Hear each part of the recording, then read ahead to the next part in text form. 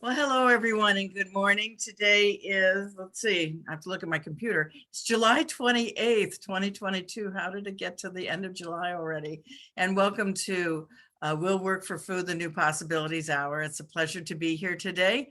As you know, these programs, they've been going on now for over 2 years. Natalie Armstrong-Motin was the founder and the brainchild behind it. Jeff Kitchaven began moderating, and it was my honor about 1.5 years ago now to have joined also in the moderation. And then Sari Aragami, she is the brains behind the administration of everything. So thank you for that. The number, what we do is we ask you to donate to food banks. Obviously, we don't ask for we don't charge anything for these programs. And so where are we, Jeff, at this point? I think it's a big day. Thank you, Jean. It is a thrilling day. We have burst through the $300,000 mark. The grand total today is $300,985.25. So congratulations to all of our speakers who've motivated people to make these contributions, and thank you so much to our generous audiences. Jean, back to you. That is so exciting and so fantastic. And you know, there was that question of which speaker would take us over the $300,000 mark. Jeff, which speaker was that, since you asked the question? Well, it was not Neil Armstrong, and it was not Lance Armstrong. Wasn't even Natalie Armstrong. It was Natalie's dad, David Armstrong, who gave a wonderful presentation last week. So kudos, extra tip of the cap to the whole Armstrong family.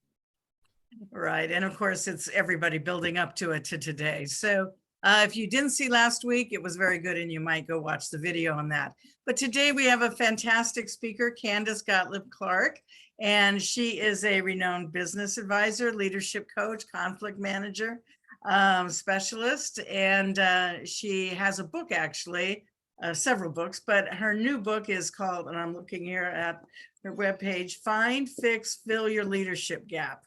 And that's just out. It's available on Amazon. And maybe after you've listened to this, you'll be interested in following up with that. The program today is Pillars of Success, Strengthening Your Conflict Management in 2022. After the challenges of COVID and all, we're really in a different world now. And so, Candice, why don't you take us to 2022 and beyond? Tell us a little bit about yourself and your food bank, please. Thank you.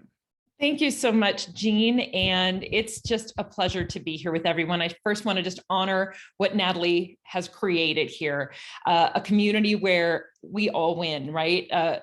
The food banks are supported, and we're helping people that are struggling with food insecurity. We have people that are getting to learn and gain some knowledge that they're curious or interested in furthering, and people like myself who have the opportunity to share knowledge and wisdom that we love to share. So I'm just thrilled to be a part of it. Thank you for having me. And I'm going to share my screen, if I may, and then I'll talk a little bit about our food bank for this particular week. The food bank I am supporting this week is Food Bank of the Rockies. I moved to Colorado about 4 years ago, and that was pre-pandemic. And particularly during the pandemic, much like when Natalie began this We'll Work for Food webinar series, I realized that is where I wanted to put my resources as well. And that's one of the charitable donations that I found most important. And it's partly because it's local, but Food Bank of the Rockies supports not just Colorado, but the entire state of Wyoming through its resources. They have 800 partner affiliates that they support with their donations.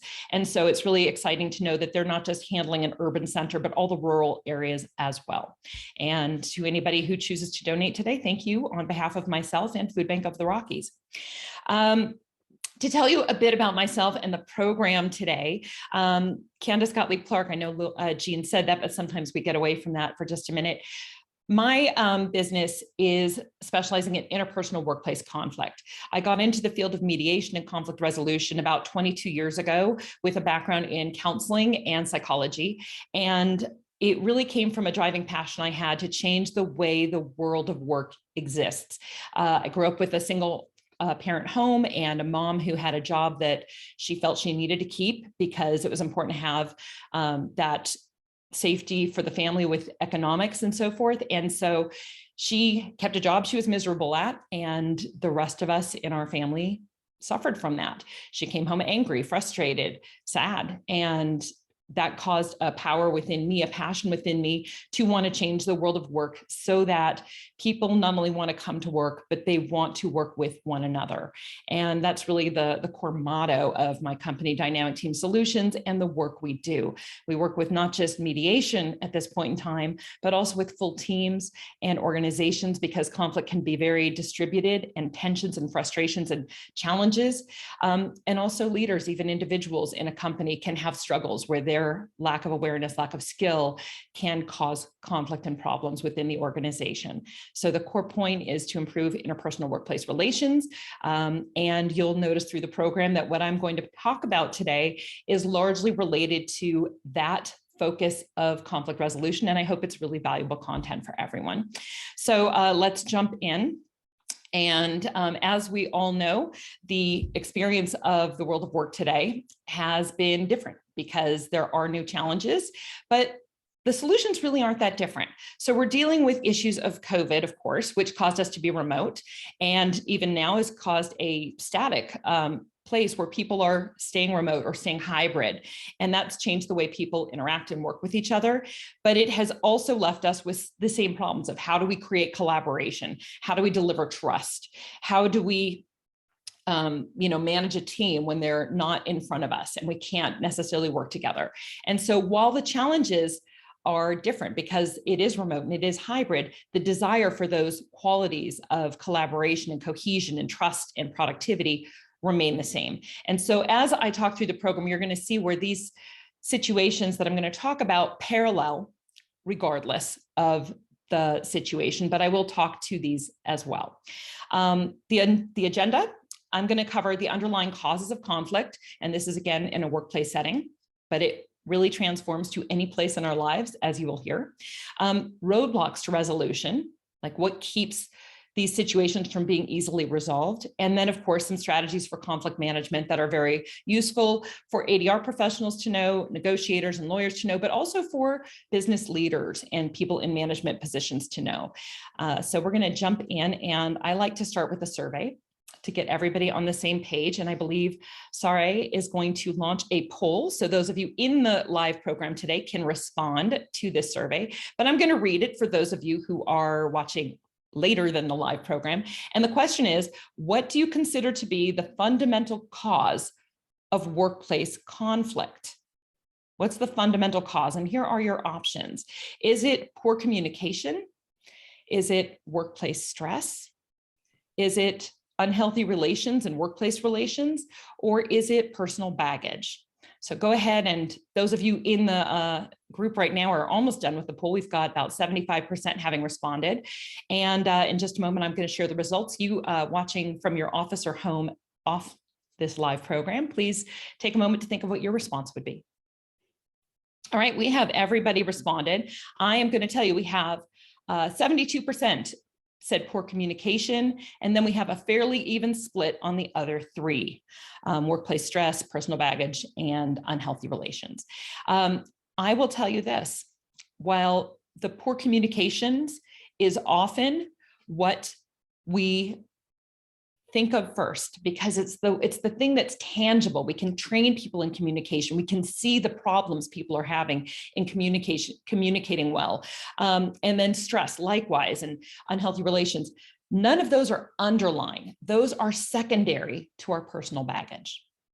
Our personal baggage, what we come to the table with, is what ultimately creates those problems, what creates our ability to handle stress, our ways of communicating, and the way we form our relationships.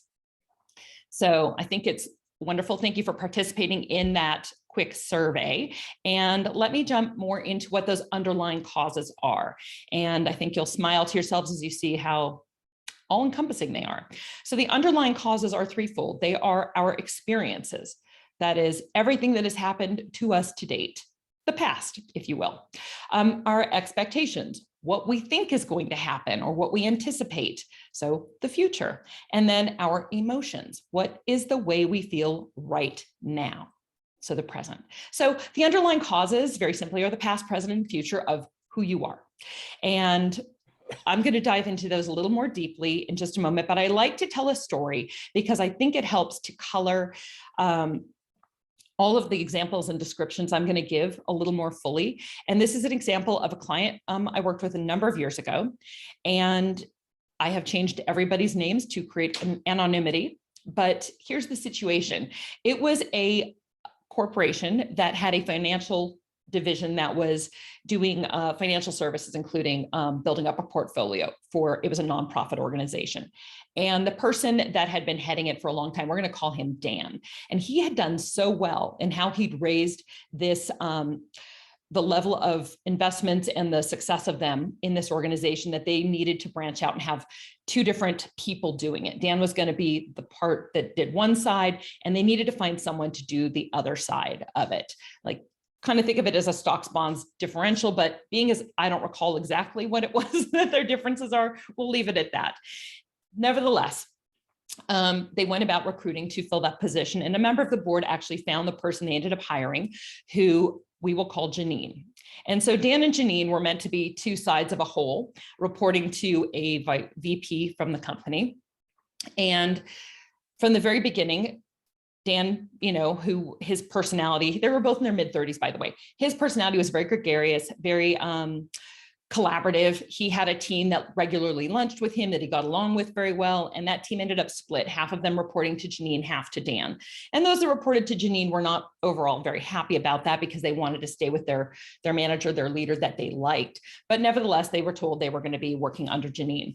And Janine comes on board and she knows she's got a little bit of some ground to pull up, but she also was told because of her credentials that she had the potential over time to become the VP, whereas Dan's credentials would never have led him on that path. So they start working together, and very early on, Dan approaches Janine and says, hey, let me show you the ropes on this. This is different than the world of work you were in before, and I want to make sure you can, you know, hit the ground running. And Janine very curtly replied, thank you, but I'd rather learn from my own mistakes. Now, they both independently told me that story, so I knew it was true. And I asked each of them, you know, a little bit more about that. Well, Dan put it to me as this, well, as she told me, he says, she has a pedigree. And then Janine did tell me she had a pedigree. So I know, again, the reality behind that. And I said, exactly what does that mean? Ivy League trained, both Yale and Harvard for her credentials. And then she worked at some of the top firms on Wall Street prior to coming over to this organization. So she was recruited from New York, moved over to Los Angeles. And you know, Dan acknowledged that that was a very bristly thing for her to say to him, but he moved on and he allowed her to do her own thing. But as one would expect, since she didn't really have a lay of the land and her background wasn't directly in the same type of investing in hedge funds and so forth that this organization did, she was making mistakes. She was creating problems. And these managers from the funds would call and speak to Dan, who they knew they could trust to just give a shorthand of what needed to be done differently. So Dan would try and approach Janine, who would refuse him. And again, shut it down and say, I will learn from my own mistakes. So it caused frustration for Dan. It caused frustration for these hedge fund managers and so forth that they're working with. And it caused frustration for the team under Janine. And it stayed that way for a while. So there's this simmering tension. And then Janine had a health issue. She had a health crisis. She started having dizziness and fainting. And she was put on not full medical leave, but really reduced hours to reduce her stress. It was believed to be stress related. And as a result, Dan had to pick up more of the work, and the team, a lot of it flowed back toward him, and he took it, but he was very frustrated. And he felt that it was not really a fair balance, but at the same time, took on that team player thing and worked with it. I'm going to stop there. I'll come back to the story a little further in, but I just wanted to give you that background as we dive in. So what is the impact of experiences? Our experiences can be learned or they can be taught. So a lot of times what we find is that people have the experiences that somebody has specifically told them, right? Or that they've experienced on their own. So it could be that you learned, well, it doesn't matter. We all know the things we've learned, but the things that can happen may also be from other people, stories you've been told, something you read in a book or watched in a movie. Those things become part of our past experiences too, because they make their way into our background and what we use to reflect on our expectations. Secondly, experiences come from our cultural and familial backgrounds. And that is to say, if you look at this picture of individuals, every one of them you can imagine would have a very different home life. In fact, two people in the same family can have a different home life experience. And so our experiences can come from that, whether conflict is dealt with through yelling and argumentative behaviors, or is it silence and avoidance? Those things color our experiences. Business-related experiences. And here I want to touch back to Dan and Janine. Dan's experience in business, largely his career was at this one organization where he very quickly was seen as a rising star and given a lot of authority. His experience is like he took it out on the sports field, because he was a very big sports enthusiast as well, is collaborative, is team-oriented, is you help each other. Janine's was cutthroat. You prove yourself. You don't ask for help. And she wanted to rise up to the VP. So there may have been something in her experience that told her, you better do it your own way or you're going to be beholden to Dan. And so all of these experiences are a part of it. And, you know, we can add in COVID now because it's changed how I think globally we relate to anything from somebody sneezing to just our tolerance for people's behavior. All of those things are a part of our experiences from having been through 2 years of tension and lockdown and isolation and all of those things. And they weren't all at the same time, but they've been stretched and they've created experiences for us. Our expectations are another thing. They're tied to the past, first and foremost. Anything we've experienced becomes part of what we expect to have happen, but it's also diversity issues. And I want to clarify, I am not talking about protected class diversity. I am speaking of things like Dan saying anybody who says they have a pedigree is pretty much a pain in the butt or impossible to work with in my book. It is those idiosyncratic things of diversity. It could be, I don't want to work with men over a certain age. It could be, I don't want to work with a new mom. She's too flaky, doesn't get things done. It could be any number of things, but the diversity issues is a part of our expectations. It's directly what we have experienced and how we then use that to identify what to expect in our world. And also roles and responsibilities. In a workplace setting, if you have a senior executive who behaves like you would assume a mailroom clerk would behave, that's going to cause a friction with your expectations. We have those expectations based on a person's role, based on the responsibilities they hold. And a lot of that calls to what a leader's responsibilities are when I think of it. People on a team have an expectation of how their leader will handle something when they go to them. And in fact, both Dan early on and Janine later, which I'll come back to that, went to their VP for different reasons to get support. In fact, I will tell you more of the story here. So as Janine had these health issues and was in the office less, when she'd come in, she found it very frustrating to find that her team was lunching with Dan. And Dan, trying to be inclusive, even though he wasn't fond of Janine, invited her to join, and she always said no. And so her team would often go anyhow, and she understood that, but it felt very much like a betrayal. She felt very isolated. She felt a lot of discomfort from it, as I think all of us can understand. During one of those lunches, a member of Janine's team offhandedly mentioned that Janine was taking acting classes. And for anybody who's listened to the whole story, I can imagine that you're now wheeling as Dan did and saying, what the hell, right? She moved from New York. This explains it. She came here to get an acting career, not to actually take this seriously. Does she even have a health condition? How much is she exaggerating that health condition because of her desire to get into acting? And I, Dan, am taking on all this extra work, all this extra responsibility so she can go have fun. Dan was livid, but Dan didn't confront Janine about it. He didn't go talk to Janine about it. He took it out on her. He found ways of undermining her, of undercutting her, of making her life difficult every chance he got. He was so done with the responsibility he was having to take on at the expense of his own work and his own livelihood. Meanwhile, she's having fun. Eventually, the friction between them grew to the fact they were arguing and yelling in the office in a place that other people were experiencing it and aware of it. They had some loss of talent because of people on their team who just said no, and nobody in leadership stepped in. Janine finally got to a point where she talked to the VP, and he said to her, and likewise earlier on had said to Dan when he was experiencing Janine's refusal to learn early on, he said to each of them the same thing. Put on your big boy, big girl pants and deal with it. That was his style of managing conflict, this leader, this VP of a very large business, large organization. He just told them to deal with it themselves. So a role and responsibility of a leader is absolutely to deal with the conflict on the team. Well, when it wasn't handled and it continued to escalate, Janine finally went to the person on the board who'd recruited her in, and she said, I don't know what to do anymore. This is a hostile work environment, which in short fashion explains how myself and Dynamic Team Solutions got involved in working with this organization, because that let a lot of alarm bells off.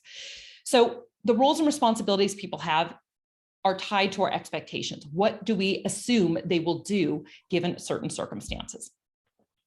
And let's jump to emotions. We have two forms, crisis and chronic levels of emotion. Crisis are those sudden traumatic things, something that happens in the moment. You're in a car accident. You see a dog get hit by a car. You have an argument with somebody you love. That changes how you're experiencing your day in a profound way. And very often, no one knows about it. If it's a car accident, you might talk about it with people, depending. But if it's a fight with your spouse, you very likely will keep it very close to the vest. And for that reason, people don't know. That's part of that underlying baggage that changes how we communicate, changes how we manage stress. And what we can tolerate is very much impacted by our emotions. Chronic emotions have a similar impact. Chronic emotions are everything from a life-changing event that might be the birth of a child or even pregnancy, planning a wedding. It can be positive stuff, but it changes how you handle things, changes your outlook, your focus, your ability to contend with stress or communicate well. It can be that you have an aging parent, or in Janine's case, a health issue. All of those impact you. I want to share that when I talked to Janine after I learned about Dan's story with the acting, and I asked her about it, and she was taken aback, and she said, how do you know that? And I said, well, Dan told me. And she now is herself thinking through, oh my God, oh my God. And I said, can you tell me about this acting class? So Janine did. She said, well, and she shared with me something I haven't yet told you. She was on the road to recovery when I met her, but she says, when I first ended up out, the doctors didn't know what was wrong. They knew I had a heart condition. And I want to remind you, Janine was in her mid-30s, married woman, no kids yet. She says, I knew I had a heart condition. I could barely function. I was so exhausted. I was fainting. I was scared. And she says, and then when they figured out what it was, they didn't know how it could be treated, how I could be helped. And she says, and my husband and I just were in this dark, dark place. And I'd work as much as I could, but the rest of the time I was home, and I just had him every time he looked at me. Every time we were planning to start a family, every time he looked at me, I would just see the sadness, see the pain. And she says, and I needed an escape. I took a 1 hour a week improv class. I just needed something to give me light in my life again. Now, I don't know, I'm not looking at everybody's face on the screen, but I think every one of us can go, oh, wow, that's hard. Now I'll give you the end result with Janine. She did get the heart condition resolved, was healthy again. By the time I met her, she was working at about 80% of her normal and was on the road to 100%. So that was her story, but Dan didn't know. Dan only knew what he'd been told. So emotions, what's happening, impact us a lot. So what are the roadblocks to resolving conflicts like this? Roadblocks to any kind of conflict that exists, not only in a workplace setting, but that's where my lens focuses. It's from our assumptions. And our first assumption that I encounter, there's 5 in total, is that someone is lying or being dishonest.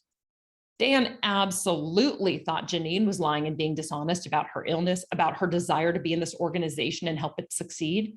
No doubt about it, in his mind, she was being as dishonest as a person could be. Someone is to blame. Likewise, it's Janine, she's doing this. And Janine in turn could say all this friction, all this problems are Dan's fault. They very appropriately could find a way to point the finger.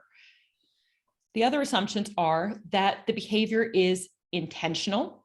Again, Dan could very quickly, or Janine, point the finger at the other and see the absolute intent in the behaviors they were exhibiting. Fourth assumption, it's a personality difference. And I'm sure you hear this all the time. I know I hear it all the time. It's the big catch-all. Well, it's a personality difference. It's sort of a quick, easy, dirty way to say, this cannot be fixed. And it gives people this feeling of that person's bad, I'm good, and the problem will not go away. And the last assumption that people make is the assumption that everyone else sees things the same way they do. And we are all appropriately guilty of this, because this is a really healthy way in many ways of us surviving through society, is to not think that we are the only one in the world that thinks when there's a green light, it means go. That when there is a gunshot, that means there's danger. You know, we need to assume that everybody's going to see things the same way. But at the same time, when there's issues of conflict, very commonly, it is not that everyone sees things the same way. We're just sometimes silent with our disagreements, which is okay. If we're not directly involved in the conflict, staying out of it's really common. But people end up thinking that if they're upset with it, anybody else would be. If they're outraged, it's appropriate. And that feeling emboldens them. That assumption emboldens them to dig in a little deeper. And those all create roadblocks. They keep us from being able to resolve the conflict. But there's hope, because it's not too hard to manage those roadblocks when you start understanding them a little bit better, because these roadblocks are really just a way of the person who's experiencing the conflict, who's throwing up those reasons. It's their way of saying, I don't know what to do. And if you ask them, I always tell business leaders, did you ask them what they've done? And quite often the answer is no. But if they say yes, the answer of what the person told them they've done is almost always the same. I've waited for them to change in one manner or another. I've forgiven them. I've given them more time. I've let it go. It's all this stuff that still goes on the assumption that the person is to blame, is doing it on purpose, is these other things, and they're just giving them time. It's incredibly rare that the answer is, oh, they actually tried to speak to that other person. And so managing the roadblocks, first and foremost, is to recognize people often feel stuck and they do nothing. So let's figure out how to climb over those roadblocks. I'm going to talk about some philosophies I have about this, and these help to build alignment between people that are in conflict. And there's three different philosophies, if you will, in here. The first one is vindicate, don't villainize. And this is as good for us on a day-to-day basis as it is for people directly in conflict. It's to make an effort to see what is the reasons this person did this that are justifiable, that are appropriate, that we could ourselves agree with. To see it from their perspective is a part of that, being able to look through a lens of somebody else's life. Now, Dan thought he was doing that, right? He thought he saw Janine pretty clearly. She is doing this because she wants to be an actress. She is doing this because she wants me to do all the work and she gets the pay, you know, through disability. All these things were in his head. They were incorrect, but they were in his head. He didn't talk to her. He didn't seek to vindicate her by saying, Janine, what is up with this acting class I heard you're taking? He didn't do that. He dug in. And finally, an essential philosophy is to realize that people really do want things to go well, and they want to be at their own personal best. That is genuinely what most people want most of the time. So I want to give you an alternate viewpoint, an alternate level of assumption to make in conflict, in times of conflict, in times where there's situations like Dan's and Janine's. And so here is the assumption I would like you to make, and there's three parts to it. The first part, assume whatever is happening, the other person has a very valid reason. And this is sort of the flip side of everyone thinks like me. They must have a valid reason because in their head, everybody else would do the same thing. So it's a matter of trying to find out what is the reason. let me explore that. It also gives you an opportunity to be curious and to vindicate them. Try to understand what is the reason that this happened. Second, believe they either didn't intend to create harm. In fact, we can understand Janine didn't intend to create harm. She was taking care of herself and she was doing the best she could. Or if that's not the case, that they believed that they were justified in whatever behavior they were exhibiting. In this case, Dan. Dan felt fully justified in undermining Janine because he needed her out. She was a bad seed. So if you were to ask him, did he do those things? Oh, hell yeah, she needed to go. Valid reason, believed he was justified. And the third assumption is that everybody believes they are being fair. It's very uncommon for people, especially in conflict, to think that they're doing something unfair. Even if they realize maybe they pushed it a bit far, there's a kernel of where they think it was the right choice and that it was fair that the other person suffered from whatever challenges they put upon them. So these are the alternate assumptions that I ask people to hold. I want to take a break there. I'll actually scooch back to this. I want to take a break and allow some questions because I have another section I'm going to kind of transition to that has to do with working with leaders and what a leader's role is in this and how people like that VP can start to change the tides. So if there's any questions, can I just open it up for just a couple of moments?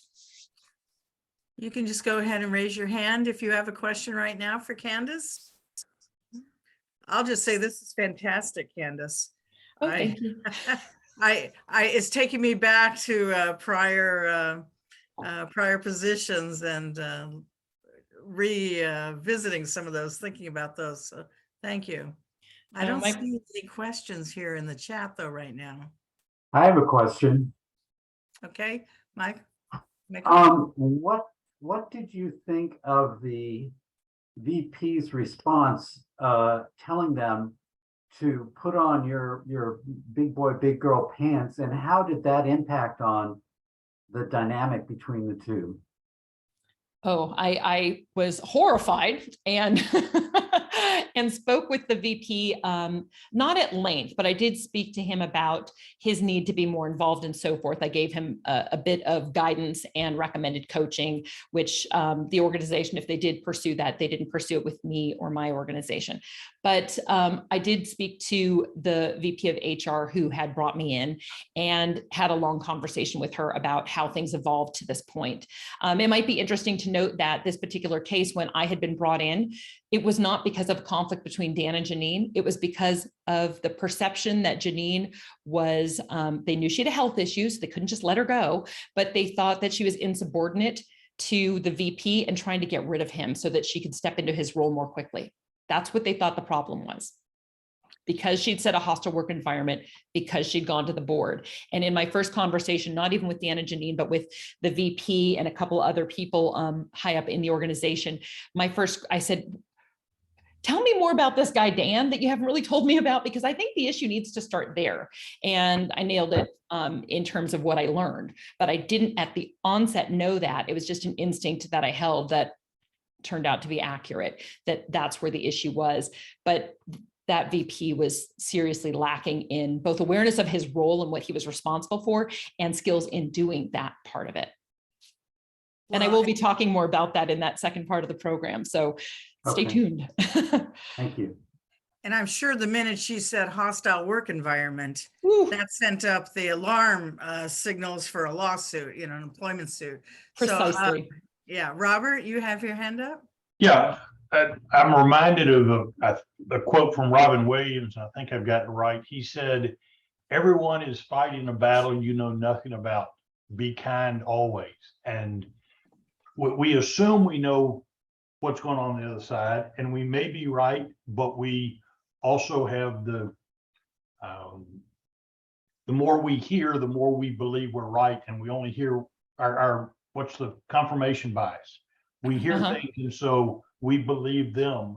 But to me, it's the idea that I think I know everything that's going on in your life, and I don't. And you may not want to share it, but I need to understand that I don't understand it. That's what I need to know. And to me, that fits with not only the work environment, but everything you've said. And this has been great. Thanks. Oh, thank you. And I love that quote. That's going to stay with me. Can you put it in the chat if you don't mind, because then we can all have access to it. So it's a really good quote and it really speaks to this very, very strongly. Okay, why don't I jump in? We'll go into the leadership piece of this, and certainly there's going to be some time for Q&A at the end. So as I mentioned, I do a lot of work with leaders in the organization that I work in. They aren't always the reason I'm called in, but they're often where issues trail back to. And so I spend a lot of time focusing on what is the influence of a leader, and also what are the things they need to know, what are the things they need to do differently. And that's a lot of what I'll speak to, which I hope not only educates you in this information, but is something that you can carry forward to the people you're working with, and make use of this as well in that regard. So the pillars of success, they're in my mind, in the work I've done with really thousands of leaders and hundreds of organizations, boils down to there being three main pillars of healthy leadership. And that is three core competencies that a leader needs to be able to have and bring to the table with their people in order to be successful. And it's a success that becomes collaborative success. Everybody benefits. So I'm really going to focus on the conflict management, but I do want to spend a few moments talking about the trust and role clarity, because I think they're so important. I view these as a three-legged stool. If any of these three is weak, the others have no hope of being strong. They just will collapse.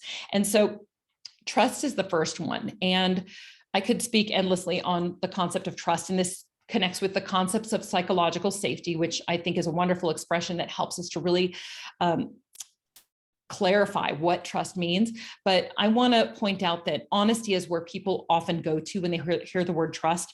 And in my world, honesty is the lowest rung of the trust ladder. That's the expected. We expect people to tell the truth and to be honest. There's so much more that's needed. There is a level of transparency that builds trust. There's a level of openness that builds trust. There's the respect we hold for one another that builds trust.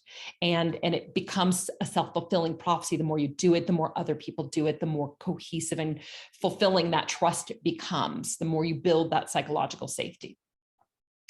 Role clarity is a leader's clarity of their own role, and also how they deliver that clarity of a specific role to each member of the team, how people collaborate with each other, how people work with each other, what they understand is the give and take of their roles and the impact on one another. But specifically a leader's role, I see as three-pronged. First, and this is the first two are the easy ones. First is to have the strategic vision. Second is to be able to set the direction of the team. And that is to provide mentoring, to provide connections, to provide information, to provide technology, any of the things people need to be able to reach that goal, that strategic initiative. And then the third part of a leader's role is to remove the barriers and hurdles to the team's success. And the biggest one is conflict. That's the biggest one. Is there. I mean, other ones are important, but at least that's the biggest one in my world, because that's the one that always is why I'm called in. And so conflict management therefore connects with it. So if you have weak trust, you're not going to have conflict being resolved. If you have a leader who does not understand it's their role to resolve conflict, you're going to damage trust as well, because people are not going to go to that leader for support if that leader doesn't recognize their role is to be of help. So I'm going to dig deeper in the conflict management piece, but this is the baseline for where I'm heading. So when a team has really strong, healthy conflict management, what does it look like? What can a person expect the world of work would look like? It will look like individuals who openly go to each other to communicate, even when, and especially when things are tense. They feel like, hey, I need to go straighten this out with this individual. Now, of course, we know this only happens when trust is strong, but I've set that aside because we don't have time to talk about all of these. So individuals openly communicate about and through times of stress and conflict. Problems, as a result, become identified and can therefore be resolved and addressed at the earliest stage. Issues can be addressed because they're simpler at those earlier stages. We don't have all the layers of the onion, all the tension built up, and collaboration and productivity remain high. I feel like I shortchanged you a little bit on Dan and Janine, and I don't even know if I need to call to them anymore, other than that I feel like this sadness that I didn't end the story for you. So let me do that now. When I worked with Dan and Janine, and I asked Janine, does Dan know any of this stuff about your health issues and why you took the acting class? And she was, pretty much, oh God, no, I wouldn't want him to know what's going on. Again, no psychological safety, no building of trust. That leader had pretty much failed at a lot of his role. He set the initiative and he helped the team get some of their tools. That was what he saw as his role. And I have forgiveness for the leader because he never was taught a way to do it differently. But I got Dan and Janine together and I pressed for Janine to be open about the situation to Dan, to finally illuminate it toward the room so he would know what was going on. He would know what underlying circumstances went on. And Dan's response was, first, he had two, why didn't you quit? I was making your life hell. You thought you were gonna die. Why didn't you quit? And her response was, I really believe this organization is my future. I love what it is doing and what it stands for. And I have the opportunity to rise up, maybe not for 5 to 10 years, but I have an opportunity here. I would never have had that on Wall Street. I wanted to, and I didn't want to believe I was going to die. So I wanted to keep my job. So she had a good reason for sticking it out, even when it was hard. And then Dan says, I would have quit if I was you, especially with what I was putting on you. And he had such compassion for her, and it changed everything. And the challenge for the two of them then became, how do we mend fences for the team? Because we've created a big divide in how people work with each other and a lot of confusion for the friction that's happened to date. And they were able to do a lot of repair work after that. So it's not a long distance from being honest and transparent and open to having people be able to resolve their issues. And healthy conflict management allows people to resolve things earlier, before levels of that onion are built on, before there's loss of talent that extends beyond just the Dan and Janines of the world. And of course, when we do that, collaboration and productivity are not compromised. They stay high. People can get things done. Things keep moving. So it really is a win for everyone when there is healthy conflict management. So I have 4 principles that I talk about in my book, and I'm going to go through these because this again happens to be important for the leader, but it's really for an entire team. So principle number 1 is keep it close. When it comes to conflict management as ADR professionals, even though maybe not everybody has the same experiences of it being more workplace settings that I do, it's most valuable to resolve the conflicts when it is the people most intimately aware of and affected by the conflict. So taking something to HR is pointless most of the time. You should try and resolve it first and foremost with the person you have it with, secondly, within your own team, and or with that manager or supervisor directly connected with you. The closer it is, the more knowledge everyone has of the circumstances, the more ability they have to create support of any solution that's resolved. And so keeping it close is principle number 1. Number 2 is to know every single person in an organization has a role in conflict management. For an employee, it may be just simply to raise the comments and the information about the challenges, to speak openly about it. For a supervisor or a manager, it's to take the time, and I'm going to tell you some of the steps that I use for that, to address it with those people, to talk to them through it.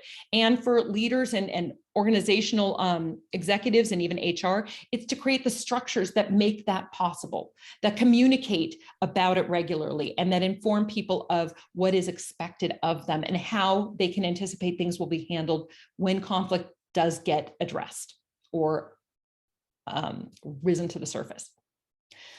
Principle 3, it's better with a champion. In this regard, I mean, at an organization, having somebody that is dedicated to this point is going to help, because they can be the focal point for questions that a manager or supervisor has. It is their purpose to help with that. It can be an outside ADR professional as well, but there should be somebody championing it, somebody carrying it forward and ensuring that things are happening. And 4th, modeling matters. The more any one person does it, the more other people will do it. And so it's really important that leaders model the importance of addressing conflict, because the higher up you are on the chain of command, the more people will see it and notice it. And so it's very important that not just employees take part in this, but everybody within an organization. So I look at a leader's role in conflict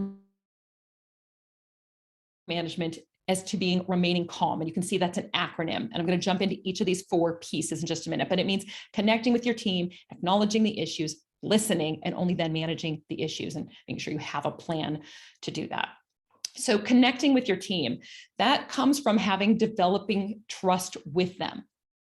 Again, that piece of trust that I talked about earlier on, where you're honest, but you're also transparent and open, and you create psychological safety. That creates connection. And when you create connection and you also show people they're valued, that means that they're going to know you care if something goes wrong. If they feel like they're contributing to the organization, that you have value for them and what they're contributing, they're going to know you care if something's getting in the way of that. They don't have as far to go as somebody who doesn't feel valued.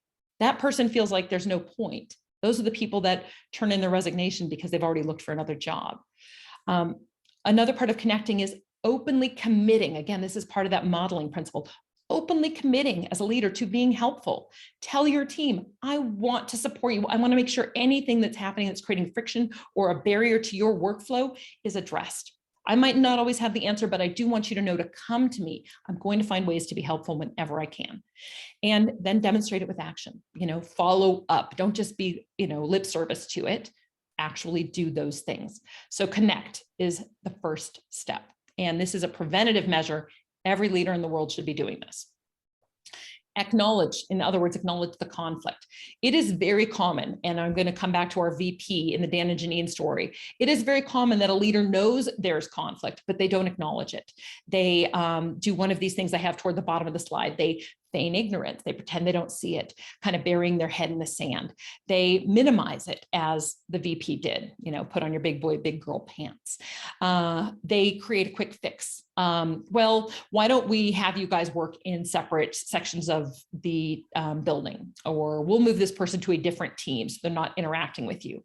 That doesn't acknowledge the conflict. That does nothing to change the trajectory. It just kind of separates it and lets it, hopefully not too much, but lets it continue to fester.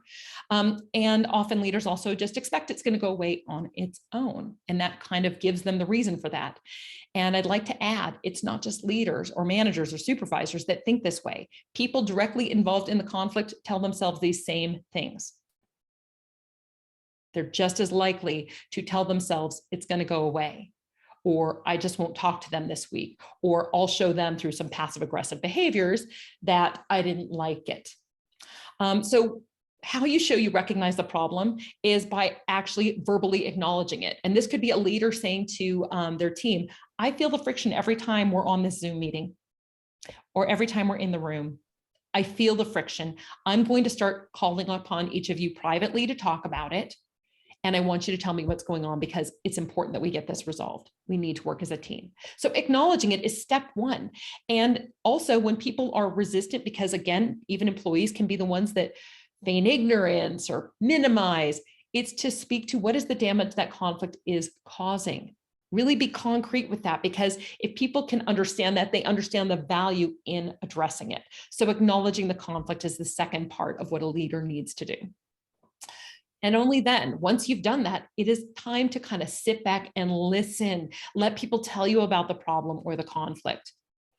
And it doesn't have to be, in times when there's a conflict, it doesn't always have to be that there's two sides you listen to in this sort of circumstance. Very different than ADR, but I'm not talking about what my role would be, where I would definitely be hearing all the sides of a conflict, but I'm talking about a manager or a leader who knows, let's say Janine is really upset. Maybe Dan's never said a word of it. And Janine comes to the VP and says, I'm having these terrible problems with Dan.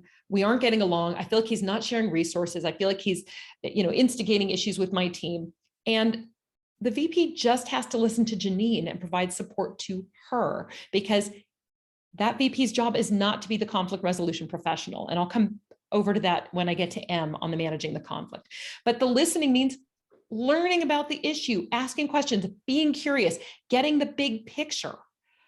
What are the things creating a problem for you? Why does that create a problem for you? What do you hope for? How could we make this better? All of those things. Get that other person's perspective. Very common stuff in the world of conflict resolution. Why do you see it this way? And avoid the temptation, as I mentioned, to resolve the conflict. People internal in an organization, based on the fact they cannot be entirely neutral or objective, are really not suited to resolving interpersonal workplace conflict. It is more likely to create harm than good. And I don't recommend it. Quite frankly, I don't. I instead tell people that for managing the situation, managing the conflict, is to coach people to solve it themselves. The person is, as a leader, a guide, not a conflict resolution professional. They can work with the Janine and coach Janine how to talk to Dan about it. They can provide support and say, if you need me to be in the room, I'll be in the room, but I want you to start with this. Go up to Dan and let him know that you want to talk about it, that the situation is creating these issues, that you really want to resolve it, and that you want to sit down with him. You know, you can coach an employee about that. It's going to be hard. You need to give a lot more than what I did in that last 2 sentences, but it is possible to support conflict resolution without actually being the one that does it. Ensure that that team member, that Janine, actually goes to Dan. You know, one of the things I tell people, I say, ask them when they're going to do it, get a date and a time. Practice them with role plays if they need it. And then after that date and time has passed, immediately, as soon as possible afterward, check in and find out how it went. Because then you know, okay, the second step occurred. And you know what that responsibility you have at this point will be. Is it to support both in the resolution they had, or did the conflict get worse and you might need to call in an outside professional, or did it end up in a stalemate where nothing seemed to have been accomplished? You can't help if you don't know. And engage. I'm going to go on the assumption that through a possibly cascading level of efforts, that Janine was able to work things out with Dan without outside involvement, that the two of them, principle number 1, keeping it close, resolved it. The VP's job is to engage in regular follow-up, not just with Dan and Janine, but also with the team. What are they noticing? And be transparent. That's part of that trust building. Be transparent. I will be checking in with both of you to see how it's going. And I will be checking in with your team because it's vital that you two have a good workplace relationship. And part of my managing the situation is to do that. So remaining calm involves those 4 pieces. Final strategies for leaders. And this is what they can do outside of that calm, but it all does overlap, is it comes back to those trilogy: the trust, the role clarity, and the conflict management. A leader must consistently uphold boundaries. They need to let the team determine, or maybe they influence what the determined roles are and how they overlap and how they don't. And then the leader needs to one that helps to make sure those boundaries, those barriers are upheld, that people don't have to fight the fight to get their own work done. Providing regular and targeted feedback, both positive and negative. This builds up people's experience of being valued, but it also helps them to continually course correct and do better. It also gives the leader the ability, without creating an actual conflict resolution situation, to address issues and to help people to be different in the way they're responding to each other, if that is important. Again, connected with that is the dealing with difficult personalities. Sometimes a leader will need to speak to somebody who's creating friction and say, hey, you're creating friction, you're creating these issues on a team. We see that very often when we work with teams in conflict management situations and conflict resolution. And one of the things I tell them, again, going back to that transparency, if you're dealing with somebody who's got a difficult personality, chances are it's bled into the team, and that's how you know about it. Do not do it in secret. Tell the person that, come up with ideas or solutions of what will be next, and tell them, I'm going to share this with the team. That way the team can support you, but they can also let me know if it's not happening. It keeps people accountable. And the transparency allows you to do it without feeling like you're breaking confidences. And I think that's hugely important, because the rest of the team, as I've often seen, will not know you've done something if that person does not change. And that undermines the leader. And finally, create a path for people to share their difficulties. Make sure they know how to come to you, why to come to you, when to come to you, so that they can make those choices. It's, again, goes back to those principles I brought up in the modeling. And then have a plan for how you're going to address the issues they bring to you.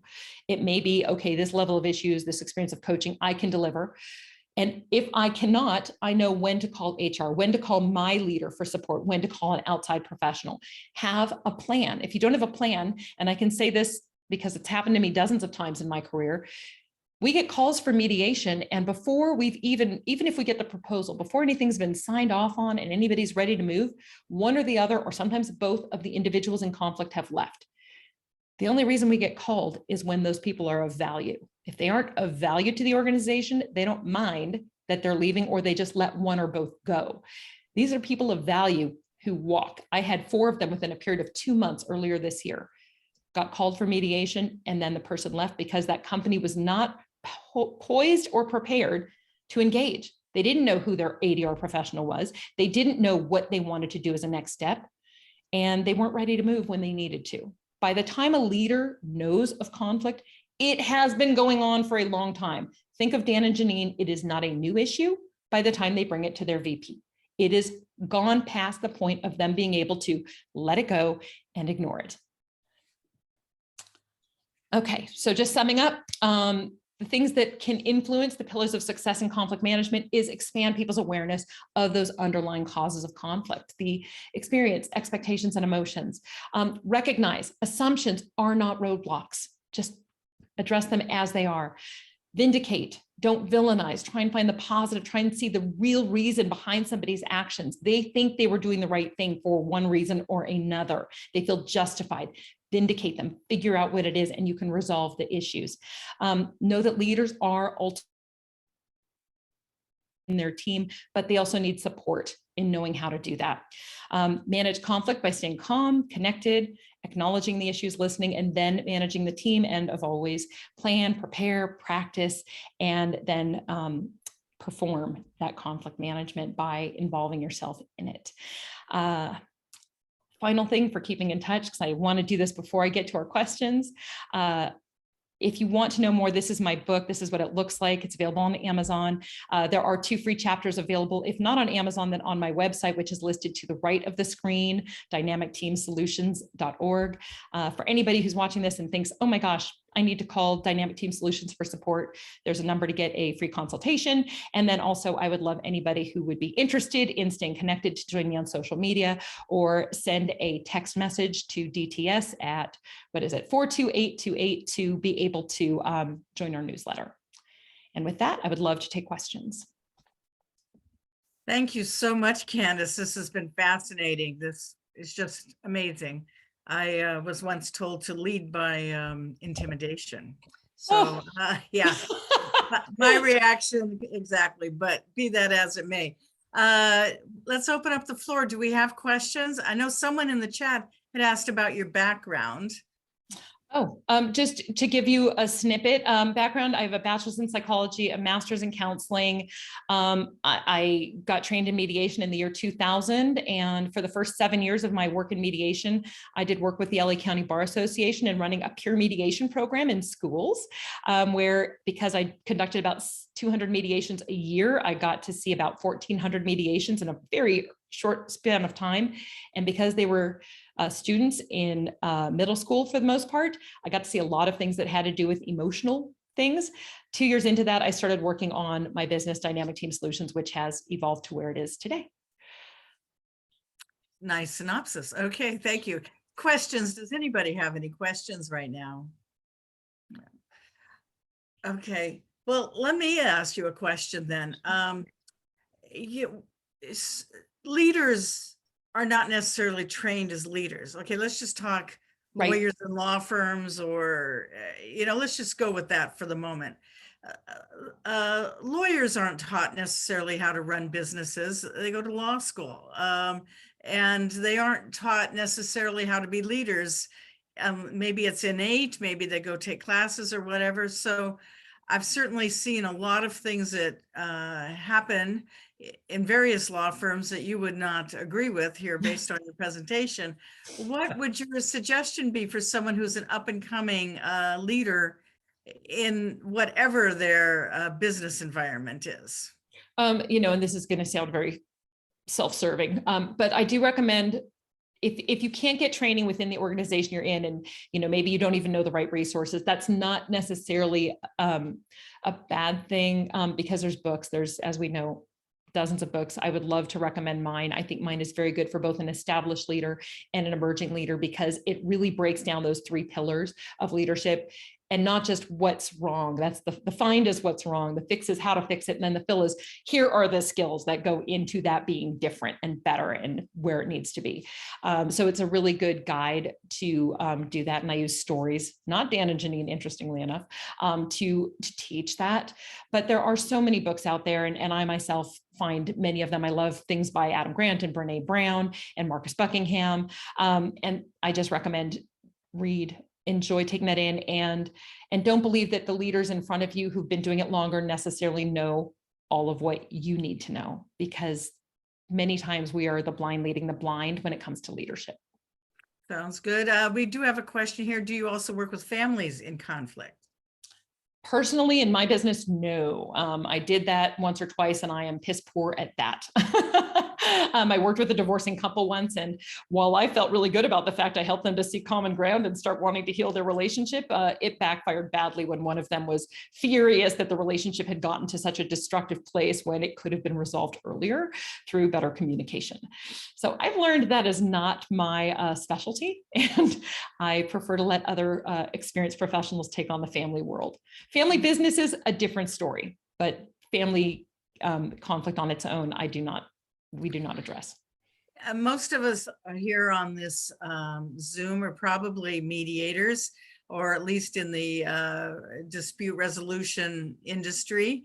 How is it that you see these dynamics play out in the mediation room, where you have maybe an executive attending a mediation, and whether it's an employment situation or, something else? I'm not entirely sure I know how to answer that question. What I see playing out is that, people that are in conflict, and I see it actually in real conflict resolution, I think we get past a lot of that because both the mediation process and the ADR professionals know how to get communication going. My big strength and that of my team in mediation is really the transformative style, where we get to the bottom, we get to the emotional point. I've had many a lawyer cringe when I say, when people cry in mediation, I know we've really made headway. Cry or hug, and those are our way of knowing we've been successful, is when there's that cathartic result. But I think it's just having a guide that really understands that, again, that those assumptions that I request people think of is that people do think that they have a good reason for everything they've done. They have that. And if you believe that and you look to vindicate them, you can get them to open up so much further and get so much deeper in resolving the issue. Thank you so much. Well, I can't thank you enough. It's 9 o'clock here. Well, in California, it's top of the hour. And so thank you so much for joining us today on behalf of Jeff and Natalie and Sari, myself, and everybody who's here and who will watch in the future. What you've had to say is fascinating, and I'm sure that your food bank will get a lot of support. Again, that information is in the chat. It's the Food Bank of the Rockies. All right, so thank you, everybody. We'll see you next Thursday, same time, same place. Bye-bye. Thank you. Thank you. Thank you so much. Yeah.